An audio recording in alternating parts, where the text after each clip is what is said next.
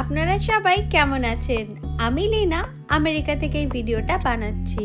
আর আপনারা সবাই কোথা থেকে আমার এই ভিডিওটা দেখছেন সেটা কমেন্ট করে নিশ্চয়ই জানাবেন।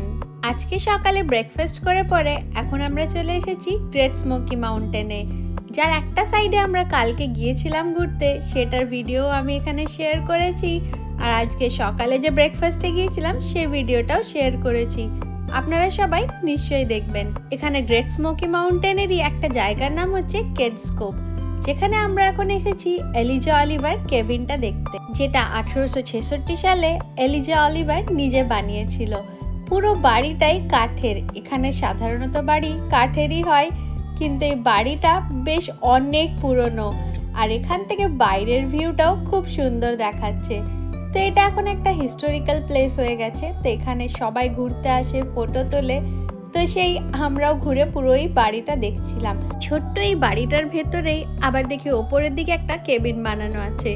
তো ওপরটা বেশ অনেকটাই অন্ধকার, কোনো লাইট বা কিছু নেই। তারই মধ্যে ভাবলাম ওপরটা উঠে একটু দেখি যে কি আছে এখানে।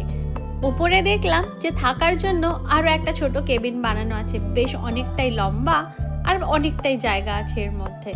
তো এখানে বাড়িটা আমাদের প্রায় ঘোরা হয়ে গেল, তাও একটু এবার বাইরেটা ঘুরে দেখতে চাই। বাইরে আজকে বেশ ভালো রোদ দিয়েছে, তো ঠান্ডাও একটু কম আছে কালকের থেকে।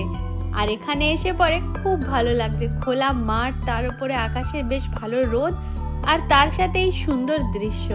কেবিনটা ঘোরার পরে এখন আমরা চলে এসেছি একটা চার্চ দেখতে। এটাও আসতে প্রায় 10-15 মিনিটের মতন সময় লাগলো। এই পাহাড়টার উপরেই এরকম ছোট ছোট প্রচুর জায়গা আছে, যেগুলো ঘোরার জন্য এখানে কম করে 4 থেকে 5 দিনের মতন সময় লাগে। কিন্তু আমরা হাতে মাত্র 2 দিন সময় নিয়ে এখানে এসেছি। আর এই সময়টার মধ্যেই আমরা চেষ্টা করছি এখানের যে ফেমাস জায়গাগুলো আছে সেই জায়গাগুলো সব ঘোরার জন্য। না হলে এই পুরো পাহাড়টা যদি ঘুরে দেখতে যাই তাহলে এখানে 4 থেকে 5 দিন সময় আমাদেরও লেগে যাবে। কিন্তু এখানে সব সময় এতটা ছুটি পাওয়া যায় না। ওই উইকেন্ডগুলোতে যে 2 দিন ছুটি থাকে, তার সাথে হয়তো একটা দিন এক্সট্রা ছুটি নিয়ে পরে কোনো আশেপাশের জায়গাতে আমরা এইভাবেই ঘুরতে চলে আসি। এখন আমাদের এই জায়গাটাও ঘোরা হয়ে গেল।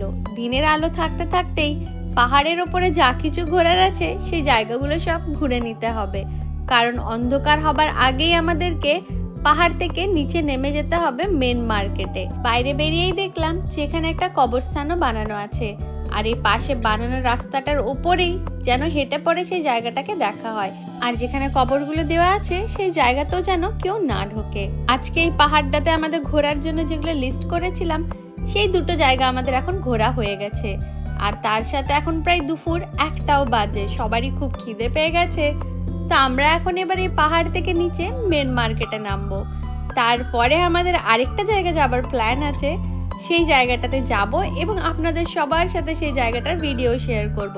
তো আজকের জন্য আমি ভিডিওটা এখন এখানেই শেষ করছি। আবার অনেক জলদি দেখা হবে আপনাদের সবার সাথে অন্য একটা নতুন ভিডিওতে।